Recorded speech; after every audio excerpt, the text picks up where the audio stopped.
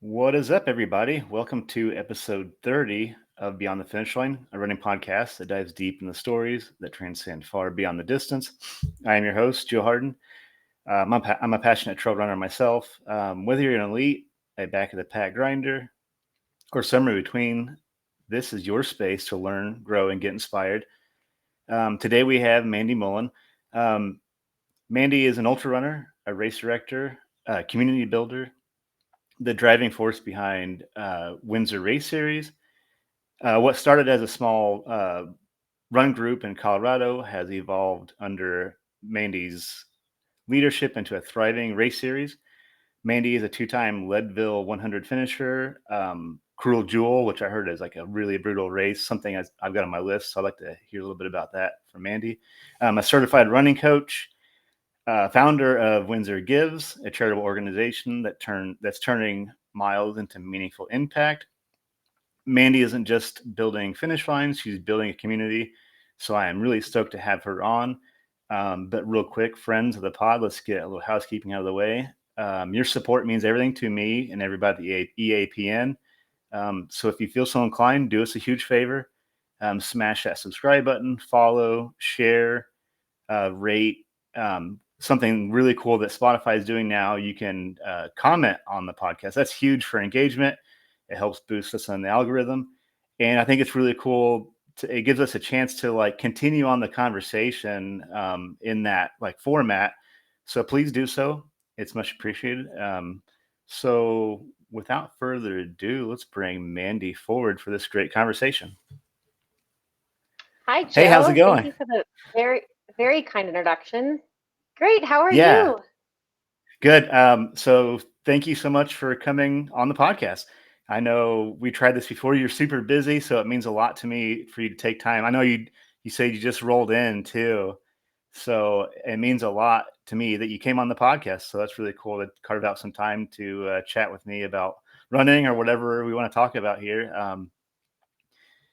But like I do with all Absolutely. my guests, I gave you an introduction.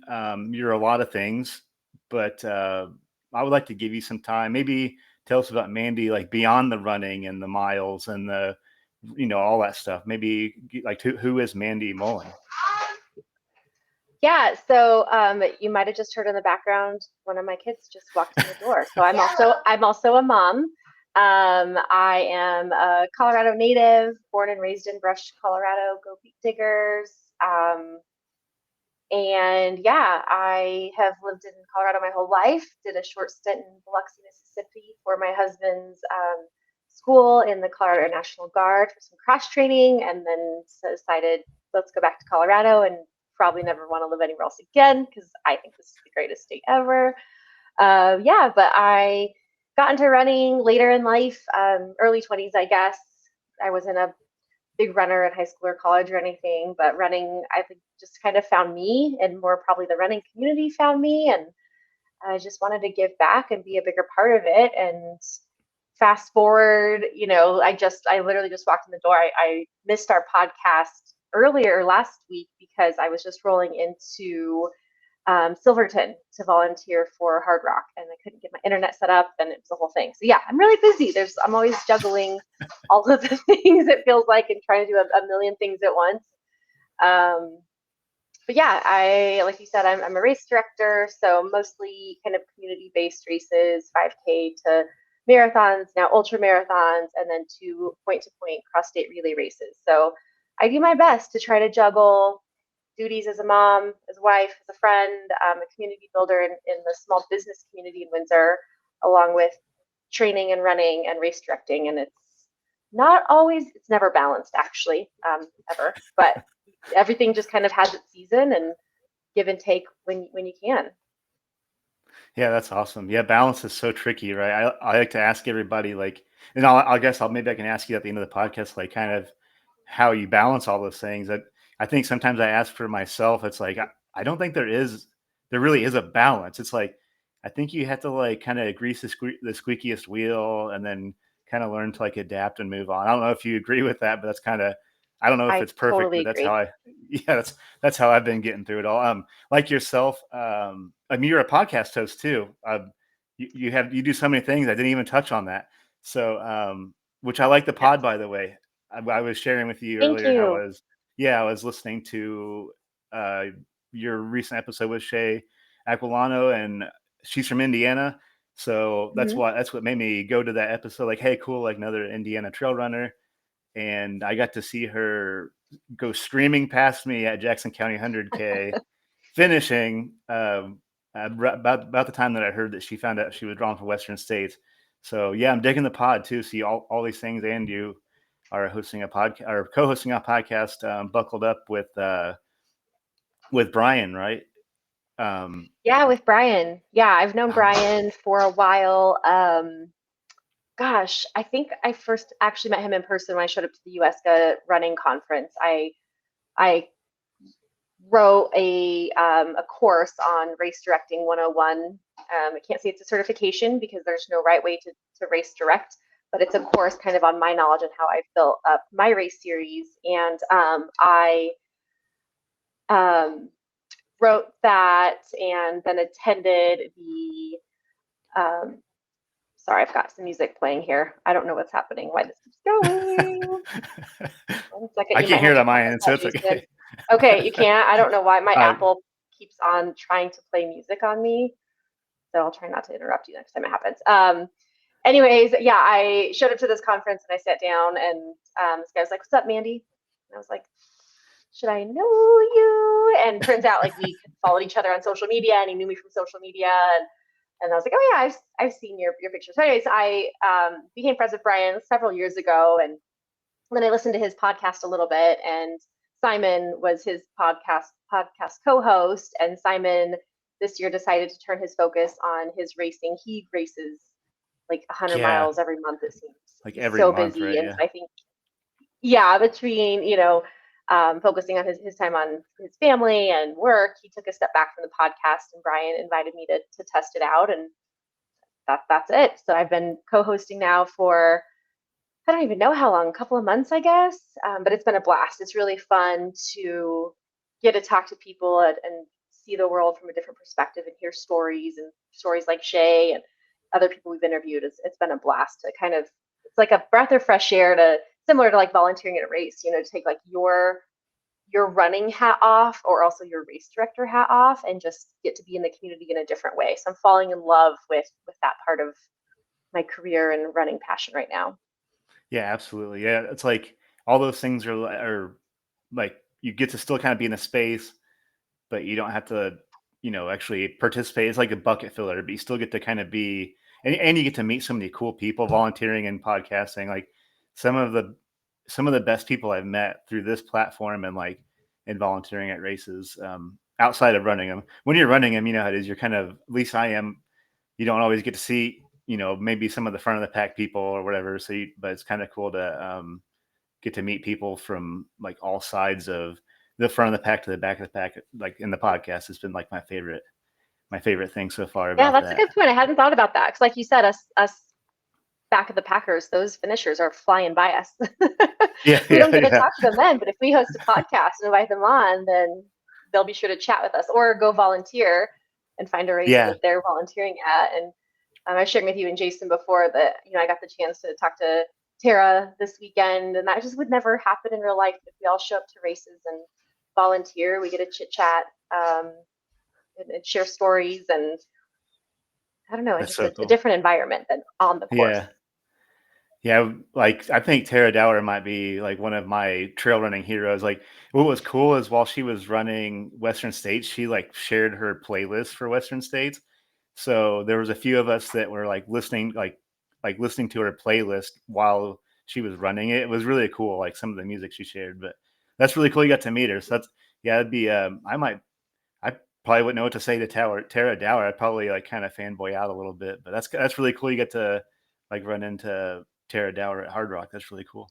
Yeah, it was neat. I was walking by her and she had sparkles on her cheeks. And I didn't initially really recognize her right off the bat.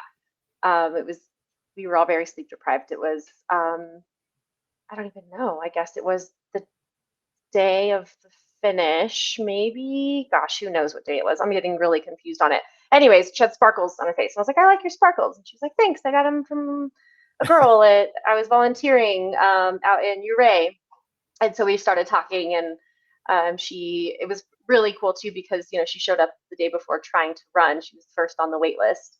I don't know if you saw her social media, but she's holding a race bib, saying she's trying to get in, and she shows up on race morning, and we were there volunteering on race morning, and there were no drops, so she didn't get in. And so, but instead of like just pouting or going home, of course she stays and she volunteers. So she works the URA aid station, it sounds like, and we got to talk about Cruel Jewel, which you kind of touched on a little bit, I think, in your Yeah. intro. Tara was like, "Would you go back and do it?" And I was like, because she did it and a lot faster than me too. But I was like, I might, but like, what's with that out and back? It was so unnecessary, and so we got to talk about that. But I loved Hard Rock because it was such a chill race and chill environment, and so many incredible runners and athletes and coaches there, but it's not quite the hype of like a Western States. There's not a billion people around. It's just relaxed. And I think, athletes like that appreciate that they're not getting fangirled 24/7. There's not a million people standing in line trying to get a selfie with them. It's a very respectful space. I noticed that a lot. I shared this story on my podcast interview this morning, but Michael Wardian was there. He ran, and Oh, cool. so I got to meet him in the aid station, actually, in the gym. So kind of the final aid station at the finish line. But he ran. He told me he went and slept for an hour and a half, and then he got up and showed up in jeans, and he worked in the gym feeding runners all the way through the night and through the morning through the golden hour.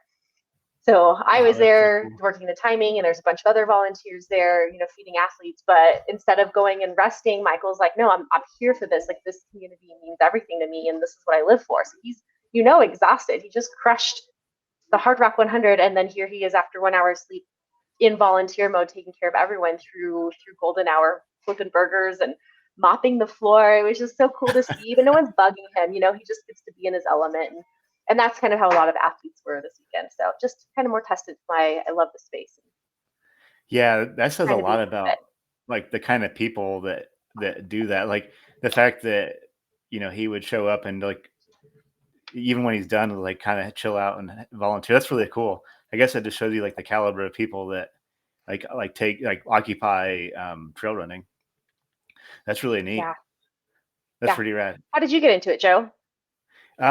Mine was kind of it started off as like as a weight loss thing, and I was going through sobriety, and I don't know, I slowly started working up distance on a treadmill, and I ran a mile on a treadmill one day, and I was like, wow, I can't believe I did something like that. Like, I ran a mile that wasn't like punishment in gym or something like that, and then I signed up for a 5K, and then now I'm signing up for 100 milers. It was like it's really strange how it went from a mile on a treadmill to trying to lose weight, get healthy to you know now attempting 100. I'm 0 for 2 on 100 milers right now, but I'm gonna keep going until I get one done. But so that's kind of how I got you'll, into it. But it you'll it's get it, it. That's it awesome. happened it happened fast, but I'm sure that does for anytime I talk to ultra runners, it seems like that's about the trajectory it goes on. They found it and then they just dive right in. It's like it's not it's not who I am completely, but it's a big part of who I am, I guess. But Yeah. but Yeah. so I feel that. so talking about that, I know you said running's kind of been a part of your life for a while, but maybe run us through like the timeline of how that happened. Were you a road like was like a were you in like athletics and then it evolved into trail running? Like kind of run us through like that journey. Yeah, I was athletic growing up. I mean, not great, just ran track and played softball. And I grew up in a community where most everyone played sports, right? Like varsity blues style town community. So I didn't love running though.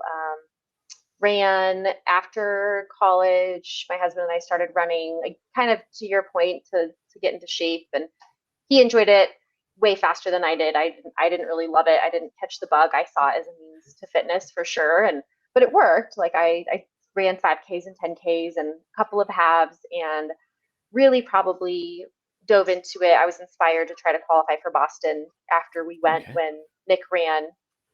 So he ran it in 2013, which was the year of the bombing, and Yeah. we were there for Yeah. that experience. And so just to talk about community, like watching how great that community was to each other, and just kind of like had some FOMO and was like, I want to be a part of this awesome group of people and try to get here myself one day. So I just started taking the workouts more seriously, started doing the speed work, and I was a mom. Carter was 9 months old, and then just kept running through my second pregnancy, and eventually did kind of like start to get faster and get closer to like that qualifying time, and ran road, though never ran trails really. I think actually we went to Estes for vacation recently and saw the Sombrero Ranch that's up there, and I was like, that's where we ran our first trail race. We ran a trail 5K years ago before we even had kids, I think. And I remember at that time feeling like, whoa, this is hard, like running up a mountain, which is Yeah. funny because now you look at that, a 5K on the side of a mountain is nothing compared to, like you said, like a 100-mile trail race. So it happens fast. But I really I tried to qualify for Boston after I started Run Windsor. Took a group of my runners to run the Colorado Marathon and various distances, and I fell short of a BQ time by 5 minutes, which really means I was like 10 to 15 minutes too slow, right? Because even if you get your time, you're not guaranteed entry. So, but I'd shaved off an hour and a half from my first full marathon. So I was super Wow. proud of myself. Like, Yeah. I missed the goal, but it'd been maybe 2 years since my first full. So to shave that much time off since my first full felt really huge. And I kind of remember like Nick hurt my feelings actually after my first marathon because I ran it so slow that I think there was like an 80-year-old that actually did pass me towards the finish line of my first marathon. And he wasn't trying to be mean, but I remember him telling me that, and I was really sad. I was like, that really hurt my feelings. And so maybe that motivated me to get faster. So I did that and was determined to crush, shave off another 5 to 10 minutes off of that, and kept working harder. And in the middle of all of that, my run group was growing. I was now race directing, with Run Windsor. I had opened a group fitness studio in March of 2019, which I'm sure you're doing the math. That was really Oh awesome yeah. timing to open a gym. It was just super lucrative. No barriers at all.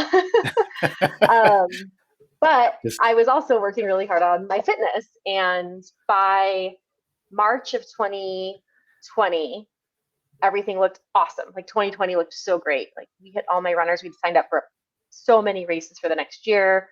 I was feeling very speedy. All of my speed workouts for my long runs were right on par. Like as a run coach, I'm looking at the math, and the pace guide and thinking like, I've got this BQ in the bag. I felt super confident. Group Fitness Studio was doing well. I was planning for 7 races in 2020, including Windsor's first half marathon, and then we got shut down. And I really think that's probably when I turned to trail, and it wasn't. It's probably a couple of reasons. I think running slow became appealing. Everything in life felt so fast and it felt so hard and stressful. We're now trying to homeschool. I'm trying to figure out how to be a group fitness instructor in front of a camera and figure out a camera and audio settings because the gym is closed, but I got to pay the rent, and trying to figure out how to still put on some races maybe after this is all over. And everything just felt hard and stressful and fast paced. And I just was like, I just want to run slow. Like speed workouts sound more stressful. They don't sound relaxing. They don't sound like the relief I need from running. And also my Boston qualifying race, which was supposed to be in May of 2020, had gotten canceled. And I was like, that's it. Like, I don't even have it in me to keep running fast for this imaginary race. And who knows when this is going to get rescheduled for? Is it later in the year? Is it 2021? Like, if it never happens, why am I killing myself to run fast? Just, it's not serving me. And there were some races still happening in Moab, some trail races. And so I signed up for my first 50K, and then ended up running a 50 miler at that race. And that's really just when I fell in love. And I really have not gone back to road running. I've run one road marathon and a couple of road halves since then, but it's not my happy place anymore. It's really getting lost on trails for a day. yeah. Sounds more fun Yeah. to me. I mean, you sound a lot like me. I've got like all these irons in the fire, and like trail running more of like my sanctuary now. It's like you said, it's like you get to like leave all these stressors. You get like this happening, and like you have a gym open during the pandemic, and to me it sounds like you kind of like trails is kind of like your escape, right? I guess you would probably agree with that, but is that kind of like what do you think that's what makes you stick with trail running? Is it's like an escape from all those other things? Like to me, it's like a nice way to like kind of get away from all that stuff, and like kind of like leave the stressors behind for even if it's only for like an hour or two. Yeah, that's exactly what it is. And I don't get up to run trails as much as I want. Obviously, if I'm signed up for a race, then I'm finding a lot more time to do it. I'm finding it really hard, especially right now, to actually take the time to drive the 45 minutes or 30 minutes to actual trails and run because I don't have a race on the calendar officially. Um, so like I go through seasons though where I am trail running and just yeah, absolutely loving that. But I would say it's really the races that keep me coming back, even if I have to carve in miles and some and strength training. That's what I'm focused on right now is more strength training. If I have to carve out time for that and then get to go run a trail race, like to me, that's kind of good enough.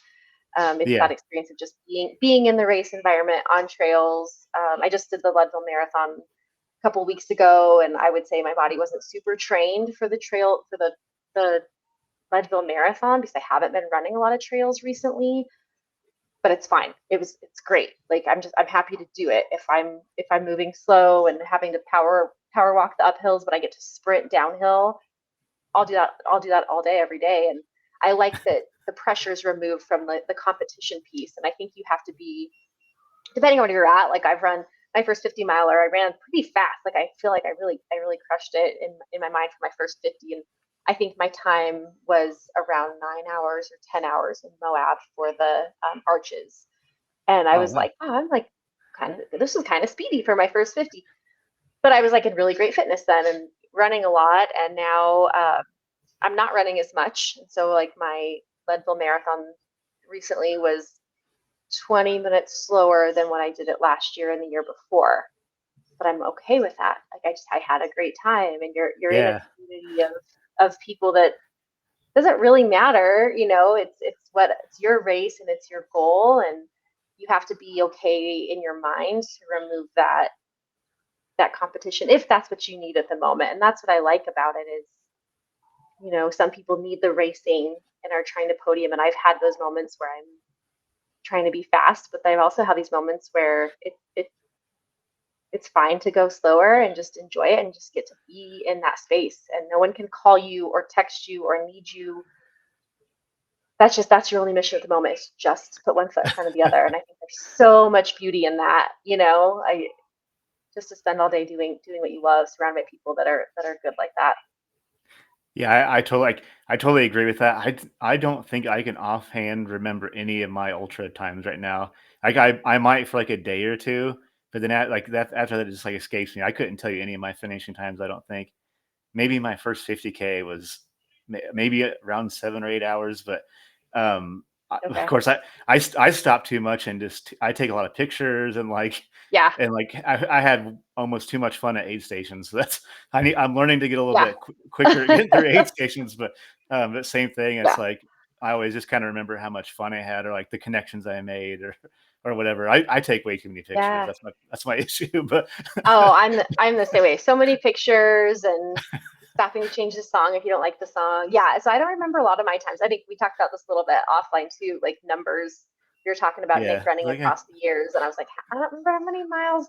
I remember someone asked me a time how long it took me at Leadville, and this was right after I ran and finished my first Leadville, and I was like 31 hours. And they were like, well, the cutoff is 30. And I was like, okay, then it wasn't 31, 29, maybe, just, I don't know. The numbers haven't been a focus of mine. The only reason I remember my first 50 milers, because I do remember feeling like, hey, that was a good time. And it was pretty fast. So who knows? I do want to get faster. I want to get better. But, as we touched on, it's the juggling act of what takes priority right now. And right now I'm looking at, I have 3 races to race direct in August and a lot going on. I'm pacing and crewing at Leadville. Just got back from Hard Rock, going on two family vacations. My our youngest is about to have a birthday. They start school. So right now I'm looking at the training calendar and I'm like, I don't have a lot of time for running right now. And I just have to be okay with that. Sometimes getting out for 30 minutes to an hour run is just fine. And Yeah. there are seasons for these seasons for everything, especially when we choose to put so much on our plates. Like I have to remind myself every day, these are decisions I'm making. I want to go volunteer. I want to go crew and pace someone. I want to host these 3 awesome races that we have coming up. I can't also then want to run 10 miles every day like I did when I was in best shape. So Yeah, give and take. absolutely. Yes, like you said, there's seasons. Like my mileage isn't as high as probably it could be, but whatever. I mean, I'm still getting out there and enjoying trails. It sounds like you are too, and enjoying running, and that's all that really matters, I guess, at the end of the day. Yeah. Oh, so something I heard you share. So you're talking about your first ultra, which I thought this story was so cool. I actually heard you tell the story on my friend Liz Meyer's podcast. Um, Oh how yeah. yeah, you signed up for a 50K and then ended up doing a 50 miler. So that's so cool. So you went straight to 50 miler for your first ultra. Yes. Yep. That's so cool. Yeah, so a friend of ours and my husband were signed up for the 50-mile race, and he wasn't able to go. So his wife actually had a baby, and so he wasn't able to go. And so he was like, "Go take my 50-mile race." And actually, I wasn't even signed up for that 50K. Now that we think about it, I was signed up for 50K that was like a month later, Okay. maybe. Yeah, I wasn't even supposed to go on that trip actually. So it was pretty much like, here's a race bib, someone needs to run it, go run it. And the month before in January, a friend of mine, Sarah, and I, we had decided we were wanting to run more. Like I think we both woke up on New Year's Day and we were hungover and felt like we'd been eating a bunch of crap food, and we were like, let's do something big this month. So starting January 1, we started running. And again, numbers, I can't remember. I've told the story a couple times, but I want to say it was like 410 or 390 miles in the month of January, and we just filled out our calendars for how many miles we had to run every single Wow. day, and that was the mission. And we had no race really planned. Obviously, I was signed up for this 50K like in March maybe, so this was just January, just get going. I remember talking to her about this, like I think Nick had signed up for this race, and I was like, oh, he's running all these miles, he gets to run all these miles. I'm like, well, wait a second, you can run miles too. You don't have to be trained for training for a race to run a bunch of miles. So Sarah and I talked about that, like, let's just do all these miles in the month and we'll hold each other accountable. And it's January in Colorado. It doesn't matter if it's 10 below. It doesn't matter what else we have going on. I think we're both still probably, we've got kids at home, it's winter break, and then going into, I don't know if they were back to school back then, what year this was, but either way, like we're juggling kids and all the things. But like at the end of the day, if the calendar said 8 miles, you had to get 8 miles in, no excuses. And so by the end of January, I felt the best I've ever felt, was so energized and was running all of these miles every day. And so then going into this 50-mile race that was very impromptu, I was like really nervous. I mean, I'd never run more than a marathon before, was freaking out about it. And I even texted Denise Richards with Mad Moose the night before. And I was like, hey, I'm taking this race bit, but is there any chance I can downgrade it from the 50 miler to the 50K? And she never got back to me because, of course, she's busy. She's got a race the next day. And we showed up to the start line, and I'm like, well, I guess I'm running the 50. And she came up to me and she's like, Mandy, I'm so sorry. I got your email. Of course, you can downgrade to the 50K. And I was like, well, I'm already here, and it's start time for the 50 miler. So we're just going to go for it. And I felt so amazing. That race went so well. I had so much fun. And I think a lot of it too was like there was no pressure in the training leading up to this race. So there was no time to get freaked out or hyped up about anything. It was just simple running. So that was a lot of fun. And I never have I done a 50K. I've never even done a 50K. I think I went straight to 50 Oh, mile that's and then did Behind the Rocks 50 miler several times. I think 3 years in a row I went and did Behind the Rocks. And then, yeah, straight to Leadville was my first 100. 2 finishes, that's and so then a rad. DNF. A DNF a couple months after my Cruel Jewel finish. Oh, wow, yeah. Yeah, you probably just had no time to like overthink the 50 miler. You're just like, I'm here, like let's just do this thing. I love that. Yeah. You skipped 50. So you skipped 50K. I skipped marathon. I've still Oh. never ran like outside of like training for ultras. I've never ran an official marathon distance. I think I just never got into it. I'm thinking about like doubling back now and trying a Yeah. marathon because there's like some really cool, like really big marathons in Indiana that I should probably try out since I talk so much about the community here. I should probably run a marathon around this Would area, you but do a road or a trail? I just never did it. A road marathon or a trail I marathon? I think I would like to try a road marathon. I don't know. It sounds terrifying. It sounds weird when I say this to my road running friends. I'm like, I'm scared of the marathon. Like I'm scared of a road marathon. Like that sounds awful. Like it sounds like it's gonna hurt. Yeah. Um, that's a lot of that's a lot of It's a lot of road, road. and I feel like I'll like want to, yeah, and I feel like I'll want to run it fast, like fast, whatever that means to anybody. But so I feel like I'd be like pressured to try to be a little bit quicker, and then yeah, I just don't know if I'm into that currently, but I want to give it a go. But Yeah. so that's I- cool that you skipped 50K in the 50 miler. Yeah, I'd encourage you to give it a That's go. pretty I, neat. I feel the same way though. I think it's worth experiencing it just to do it, but I agree with you. I don't find it Yeah, enjoyable any to run fast on road anymore. It's just not the season I'm in mentally. I yeah, might someday, but yeah, it's well, and it's really funny too because most of the races I direct are on road. So I love road runners and I love road running to an extent. I don't love yeah, road racing, but in our community, we've been really blessed to have a lot of our runners start out running 5Ks and 10Ks and then kind of graduate up with us. And so I don't really host any true trail races. We do a This year was a 48-hour running event. Next year we're cutting it down to 36 for a couple of reasons. But it's like a backyard ultra style. It's just a 4 mile loop, kind of as many ooh, loops as you can do. It's on private farmland, so we're on dirt, but we're not, up in the mountains technically on trail.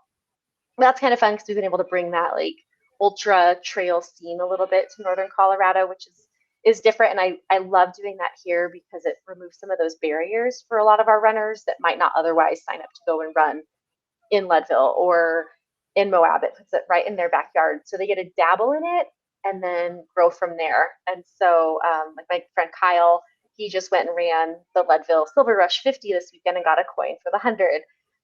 But he runs a lot of our races here oh, locally. So it's cool, kind of fun to see our community encourage each other and grow and get comfy in those longer distances and then branch out and go run other races.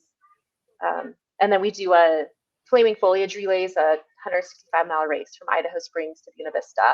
And there's a good section, a good amount on there that's on the Colorado Trail, around Turquoise Lake and Forest Service roads as well. So same with Wild West, our 200-mile relay race that's coming up in a couple of weeks. It's a lot of highway and kind of road running, but yeah, also a lot of like running through Red Feather and up Dead Man's Pass and on dirt roads in Red Mountain open space. So little bit of both, little combo because I think it's fun for them to be able to experience both and decide what sticks.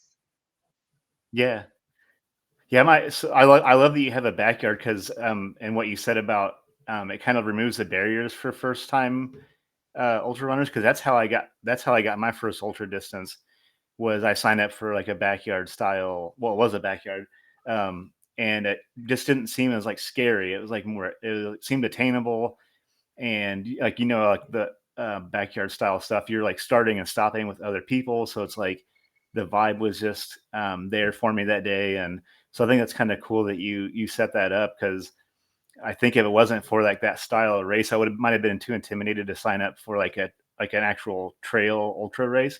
So I think that's kind of cool that you provide that, and that's something I want to talk about. Run Windsor and like your introduction, and so you're running. You've got this run club. It's an all women's run club. How does it like morph into like the community is now and like race directing? Like how did that kind of run me through that journey? Like how did it become what it is now? And also I want to know I'm going to try and do my best to sneak onto Jason's relay team because I really want to do that event in 2026. I don't know. I'll have to make some room on Jason's relay team because I heard you talk about it on the fireside chat a few weeks Yeah. ago, and I was like, okay, I'm hooked. I'm hooked. I've been wanting to join a relay team for a long time, so I may have to join that. Yeah. I may have to invite myself to I'd that love team you and to. Have stuff. you watched the film But yeah, yet? talk about Have you yeah. watched the film? No, The Run Wild? I've heard it. So I've heard it's really, really good. So, and it's on my queue, I swear. Cause, yeah, I'm hooked on this idea. Add it to So your to-do list. Yeah, so it all happened super organically. Like I could never have envisioned all of these things that we're doing now. Um, on that note, like I'm so grateful for it. Like I'll just start there, but before I fill the story in, but my son Carter, like going back to Backyard Ultra, he is about to turn 13, which I can't believe. But to think that like I was carrying him at a baby at the Boston Marathon when I was still like, what is this marathon thing? This is insane. To now we'll fast forward where we're at. And he's like mini race director. He just volunteered with me at Hard Rock. So incredible. Like he was such a rock star. He loved every minute. Like was never bored. He made himself useful. He was counting shirts and encouraging runners, asking other volunteers what he could do to help. So great. And then he also ran 32 miles at Welger Metal at our ultra event in May. And cool. with like I remember we've taken him to 5Ks before, and he's like, "No, I'm not doing that." But to be surrounded by the environment and in that place where people are just running loops, I think he just was like, "Well, why not?" It's not intimidating. There's everyone here so kind and encouraging, and it's a loop, so let's keep doing it. Yeah, so it's been really fun to watch that part of that impact, even just for our family and for our kids.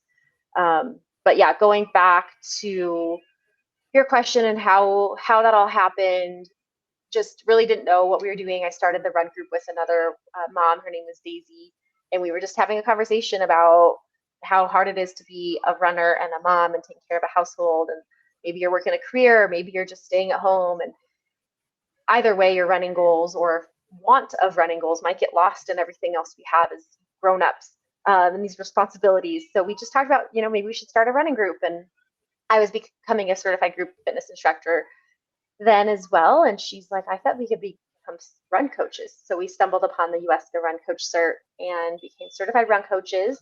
And we looked far and wide for a women's only running group that also offered coaching services. And we couldn't find what we were envisioning. And maybe it already existed, but there's definitely not a cookie cutter. Here's what you do A through Z. So we just kind of were throwing ideas out in the world and let's create Run Windsor. And we're a very affordable women's only running group. We'll train together, run together. We'll write you training plans and get you to your goal. And it was awesome. And it took off really fast. We had a lot of women join right off the bat.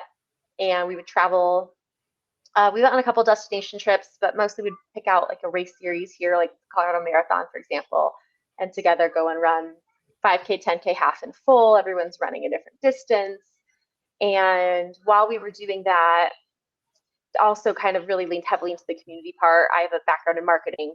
And so what I really loved most about this when I started was not only creating community through the run group and watching these friendships and bonds form among the women that were in the group, but really it was connecting to other businesses and meeting business owners and feeling like I remember feeling so excited if I went to the coffee shop and was like, hey, I have this run group. Do you want to collaborate and offer a discount? And, they're small business owners and they're like, absolutely, we'd love to. And that really lit a fire under me. Like, I love being that connector. So we started hosting, like seminars. We would get the Brooks rep to come, runners groups would help us get Brooks to come and do sports bra fittings for women and talk about sports bras for men, or a chiropractor to talk about running and chiropractic care as a female and how do your hips change after childbirth and how do we take care of ourselves as we're running. So really specific. And then we volunteered for the town of Windsor Plan 2 5Ks a year, signed up to volunteer and help them with their manual timing. And we were just really excited to be there. And they offered up me to take over this one 5K they had. It's Parks and Rec trying to put on this big operation that let's face it, makes no money. It's a ton of work. You have to have the passion and the desire. And they offered it up, and I said, sure, why not? And took it over with another friend of mine, and just fell in love with the whole process and the operation. And from there, it was like, well, the 5K was pretty easy to put on. Let's add on a 10K. Well, that was easy. Let's add on a half marathon, full marathon, all the way to the ultra events that we do now. And yeah, just kind of kept growing. And finding sponsors and community involvement was kind of all a part of that. So I kind of quickly figured out how to do that, what enticed sponsors, what they wanted out of our community, what kind of things they wanted to support, what our runners liked. And now I think we've kind of maximized like the experiences we can have at our races. I don't know that I could add much more to them, honestly. It's such an operation. Like at Welger Metal and most of our races now, we have sauna and cold plunge. And at Welger Metal, we brought in a line dancing group to do line dancing lessons, glamping tents and yurts that we had shipped in from, I think, Montana. Food going 24/7, and like Texas Roadhouse brought, catered and sponsored, and Luna's Tacos brought breakfast burritos, and we have a chef that prepares food at most of our races, and beer and non-alcoholic seltzers donated from our local distributor and breweries.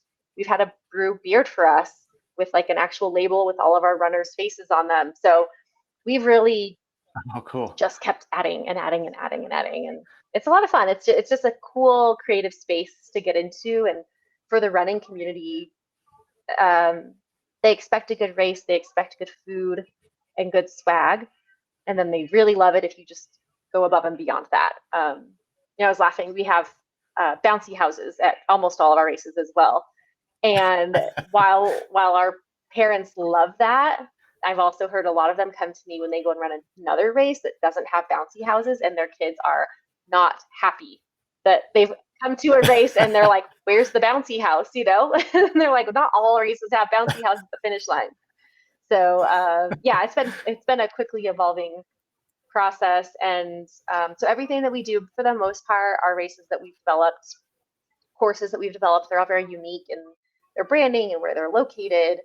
The 2 overnight relay races I did acquire from the original race director, Paul Vander Heiden, created the Wild West Relay purely from scratch 23 years ago. And then Flaming Foliage Relay is a tweak on the Colorado relay that once existed. And that one's going into year 13. So same thing. I was at the finish line of Wild West, and Paul said, hey, I'm turning 75 this year. This is not an old man's job. It's a young person's job. I need you to buy these relays for me. And I was like, kind of like everything, like, sure, why not? Let's give it a shot. It won't be that much work. And here we are. I love that. You had me at line dancing and breakfast burritos and bouncy houses. And glamping tents. Yeah. So Wild West Relay, is that 200 miles? The relay? 200 miles. It is. 200 miles, point to point. Did it always start at that distance, or? Oh, cool. Point to point. Mm-hmm. Did it start out that distance, or was that something that you like grew into? No, it started that distance. I think he made some tweaks of the course along the way, a couple different times, but it's always been 200 miles. It's actually 198.79 or something like that. So it's just shy of 200, barely. But yeah, we call it 200 miles. Yeah, at least we're calling it 200, and we're not making them run 206. Cruel Jewel. Yeah. It's not 265 or whatever Cocodona is. But yeah. So that's cool. So okay. I've been dabbling race directing myself. I've got my first thing coming up in October, and I'm already like kind of lost in all the moving pieces. I couldn't imagine the moving pieces you have with an almost 200-mile relay. Like, that has to be pure chaos. Against, yeah, I'm just trying to wrap my mind around having to that. So, yeah, the permitting and the planning is the real beast. I can't even tell you how many permits we write for this. And some of them we get multi-year permits, but you still have to like redo some applications every year for those. But for the most part, it's all a new permit every year. The list of questions in these permits grows exponentially every year. The questions that you have to answer, the things you have to fill out, different levels of operating plans, and everyone has different requirements. Like I filled out a permit last week and it asked for my dust control plan. And I was like, I don't know what a dust control plan Really? is for a race. I don't even, I got to Google, like, what do they mean dust control Yeah. plan? I don't know what you're talking about. I don't know where like runners will wear buffs to not get dust in their mouth. So Yeah. there's a lot of moving pieces. Isn't that what Mother Nature does? Yeah, I'm like, let's hope it rains. I don't know. Yeah, a lot of moving pieces, a lot of volunteers, a lot of behind the scenes work. So we have volunteers at every exchange, hopefully, if we have enough volunteers, but basically an exchange where one runner passes the invisible baton to the next runner. So we try to get at least 2 volunteers at each exchange just to be eyes on the course. I cannot be everywhere along this 200-mile course. Our radio operators can't be either, or my team. So volunteers are key, but we do a give back program to our volunteers to kind of entice and help out nonprofit groups that come and spend their time with us.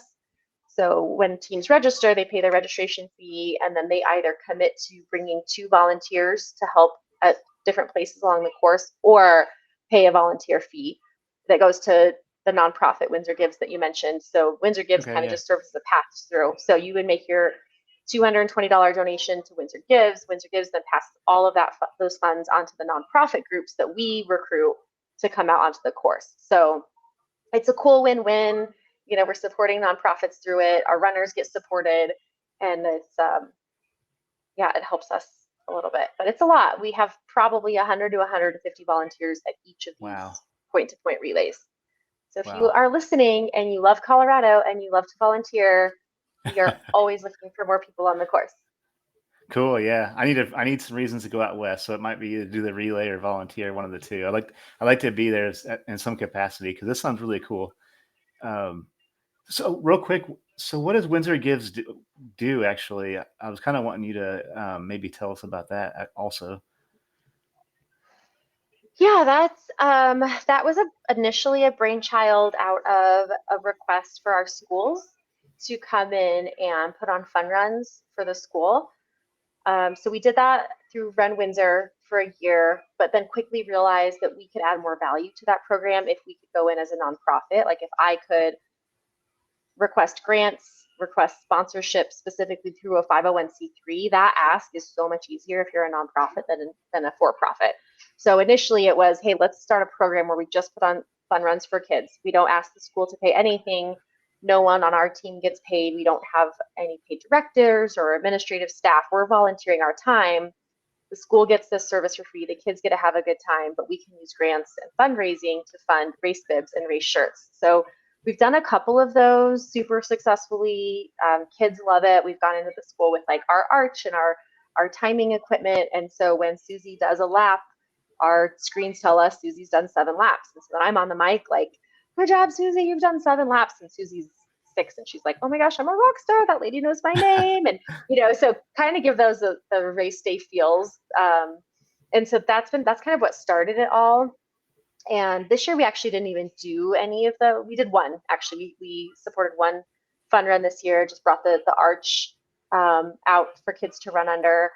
But what it evolved into, it's continued to evolve. We've given away a couple of scholarships. So we have a scholarship application on our website on windsorgives.org. So if you know of anyone that is needing support, whether it's like even just knowing you've got sponsored for a race or actually needing financial support. So let's say you got into the Leadville 100. I'm just an example because we've had people apply for that, or the Silver Rush 50, but finances are a little bit of a barrier because it's not cheap to run ultra or any races for that matter these days. So we have a scholarship fund that people can apply for, and they can apply for us to cover the cost of their entry fee, or maybe a pair of shoes or a training plan. So we've started up that program, and it doesn't have to be a Run Windsor race. It's any race anywhere. So that's one of the things that we do. And then we have one really big initiative every year called Move Through the Darkness. So same thing. I'm on the board of North Range Behavioral Health. It's our behavioral health system, and someone on their team just had an ask if we could do something in the winter time to. I think the initial ask was like, can we do a post? Run Windsor do one post, or Windsor Gives do one post to talk about the connection between moving your body and physical health and mental health. And the conversation was, we see an increase in seasonal affective disorder, a rise in suicide rates, a rise in other mental health diagnoses in the wintertime for a variety of reasons, right? Holidays are not happy for everybody. It's hard to get outside and move your body when it's cold and it gets dark early. All of these science-based reasons why these are all a problem. And one tool in our toolbox that isn't always used is physical movement. And so it was like, can you be the advocate and come out and say this, right? It's one thing for North Range to come out and post about it because people are like, whatever. But if like I can come out as a runner, or if our organization can come out and say, hey, have you guys ever thought about connecting these dots? Or let's remove the stigma from suicide and mental health diagnosis. We should be talking about things. And if I can talk about it and our community can talk about it, it lightens the conversation. It makes it more acceptable. So outside of that, long story short, I was like, we should do better. My friend Shauna and I were like, let's do better. Let's do Move to the Darkness. And I think Sean was involved with it at this time too, and came up with a logo and a name for this like almost overnight. And so I hope you guys will all look it up and get it on your radar. Registration's not open for next year, but we do it every year. It's basically free registration. It's called movethrough.org. And when you go on to register, you pledge to run or walk or exercise a certain number of miles or hours from cool. December 1st through the end of January. And when you do that, you go on to the website and track your results. So you can track daily, you can track weekly, but you've kind of made this pledge. And then there's like leaderboards on the website. So you can actually see where everyone else across the country, across the world is at in relation to you. And then every week we have a different guest speaker come on a live stream similar to this that we air on Instagram. And so we've had speakers, Alvaro Nunez, I don't know if anyone saw, he was just on Good Day America. I met Alvaro at a different running event a while ago. He's an amazing motivational speaker. He just biked across America. He's done Marathon des Sables, like all these awesome things. He's really big in mental health advocacy, but I had him on the show to talk about his journey and talk about his book and inspire people. We've had speakers talk about mental health awareness and suicide and help people really get connected and educated on those topics. Registered dietitians, people talk about breath work and meditation. So really kind of just trying to fill that whole 2 months with content that is relative to this. And, we've had people do this challenge that don't need the encouragement to walk or run, but if they do it and they post about it, they might reach someone who does need to hear that message. And then, of course, we've had so many people do this challenge that reach out to us afterwards and say, I've never been so active in the winter. This changed my life. This was amazing. I didn't feel alone. I felt like I had, a community of people that I was doing this with. So that's probably the biggest thing that we do every year with Windsor Gives. And then, like I said, we do also facilitate volunteers for some of these races and kind of do that give back piece there as well. Oh, I love that. Something that I, try to talk openly about a lot is like my struggles with mental health. And and that's something I still to this day struggle with, seasonal depression. So movement's like such a big deal to help me like navigate that. So I love that you're doing that. I'll have to sign up for that because that's kind of cool. Because, it's easy to kind of feel like you're alone during the winter. It's like you're just kind of just like slogging through these miles, and it's like cold outside, and like you don't really get to see the sun. In Indiana, you don't see the sun for like 3 months, it seems like. So it would be kind of I love that you're providing that, because that is such a huge tool, not just my toolbox for navigating that, but a lot of people. So I think that's really cool that you're doing that. So certainly I'll have to spread the word and sign up. You can set we have people sign up teams, so I think what I love the most about seeing those team signups is we can have a team of 10 coworkers sign up for Oh, cool. however many miles, let's say 300 miles for the month. And Joe, you might put in 100 of those miles, but Tammy in your office might only want to do 10, and that's totally fine. Like there's no judgment, there's no minimum amount of miles. We do get sponsors for that, and any donations you make on the website go back to our other initiatives, but mostly they go back to fund. We have shirts or beanies that you can choose from, and if you finish the Oh, cool. challenge, we actually mail out, or you can come and pick up locally your finisher shirt or finisher beanie. So that's pretty fun because you see people like walking around with their Move to the Darkness beanie or That's shirt cool. on, and yeah, it's free to sign up. So yeah, Yeah, I you'll have to love create a that. team for next year. Cool. Yeah, I love that. I'm definitely in for that. So wow, yeah, that's amazing. I'm gonna have to check out. I'm gonna have to come out that way and do one of these events that you're doing. I'm hooked. Um, We'd love to have you. yeah. Yeah. um, so I guess because I'm race directing curious myself. What do you what do you think is like the most rewarding experience? It doesn't have to be one single experience, but what's like the one, if you could think of like a really rewarding experience for this, like in general, like an experience that you get from race directing, like what would that be? Like in a way that race directing maybe pays you back in some way. It's all about the finish line. You The know, finish I line. think, yeah, I there's so many stories there, but it's being at the finish line and soaking in the smiles, the tears, the happy tears, the frustrated tears, like the joy, the pain, all of that, and being able to say that we've created that and we've given people that space. And sure, they could have chosen another race, but it's so fulfilling for our team and our volunteers to be there at the finish line and just know that we've been a part of someone's journey and someone's day, and that it doesn't stop there either, right? Like if someone crosses that marathon finish line for the first time, that there's a ripple effect. Like there are other people watching that journey that will then hopefully be inspired to go do something else incredible on their own. And it's, we've been doing this for 8 years now, and so having seen firsthand that ripple effect continue to grow, it's worth it. It's worth the early mornings and the jam-packed schedule and the hauling of supplies and signs and cones and all of that.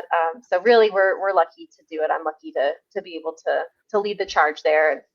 It's not easy. It is not for everyone. There have been a lot of aches and pains. There have been a lot of torn relationships through it. Honestly, I mean, I've had business partnerships not work out. It's a true labor of love. It doesn't come without its pains. Doesn't come without its mistakes. Runners get lost on the course, and you feel really bad for that, or things don't go as perfectly planned, and I don't know, you leave a sponsor logo off of a shirt and maybe lose that sponsor the next year. So things happen, and you just have to be here for that ride. But I think at the end of the day, just going into it with the pure intentions of just trying to make a difference and have fun and be a positive part of the space and doing things for the right reason is the number one goal. Um, I don't you can't go in I don't think you can go into race directing thinking you're gonna make all this money and have this great retirement plan from it. That is certainly not the case. I think doing things to enhance the experience of the runners is number one priority for me.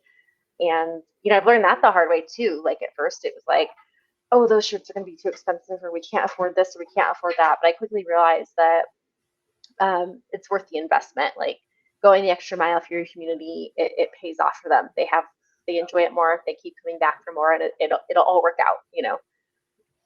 Yeah, I love that. Yeah, it certainly sounds like you definitely like have your heart into it too. So, and I can kind of hear that and like how you talk about it. So I think, yeah, it'd be exciting to, see where all your events go and watch them grow. And yeah, I'm just really stoked to get a chance to talk to you today. So that's really cool. So Thank you if you for could, having me. It meant a lot. yeah. Thanks for taking the time. I know you've been super busy. Um, So real quick, maybe tell everybody like where they can find you and like your website and like everything a little bit about Run Windsor, like where they can find it and sign up. Um, I think everybody should probably take a look at this event because it looks so cool. So Thank you. Yeah, so we have 12 races a year. I didn't talk about the little bit of a rebrand, but you can find us on gomilesbeyond.com or runwindsorco.com, not Run Windsor. I found out there's another website called Run Windsor, runwindsorco.com. So we are in Colorado. Instagram is Run Windsor CO, and then I can be followed on Instagram, Mullen Mama Runner. So that's MULLENMOMMA Runner. I also co-host the Buckle Up podcast with Brian, and this I think will all probably be in the show notes as well. But yeah, Run Windsor, Colorado, Run Colorado Relays. Little teaser, we're branching out. We have a couple of other DBAs being created. Run Greeley, Run Severance. So the brand is expanding a little bit as we continue to add different things under the portfolio. Cool. Yeah. Thank you so much for your time today. It was awesome getting to know you. And thank you everybody who tuned into this. Yeah, certainly give Mandy a follow and check out some of these events that they have going on. And it was an honor having you on, Mandy. I hope we get to chat again. And maybe I'll see you out in Colorado. Maybe I'll sneak into Jason's relay team and I'll see you out that way. And thank you all for tuning in. So. Yeah, I'm in. Cool. And I appreciate everybody for tuning in. I will see you all again on the next episode of Beyond the Finish Line.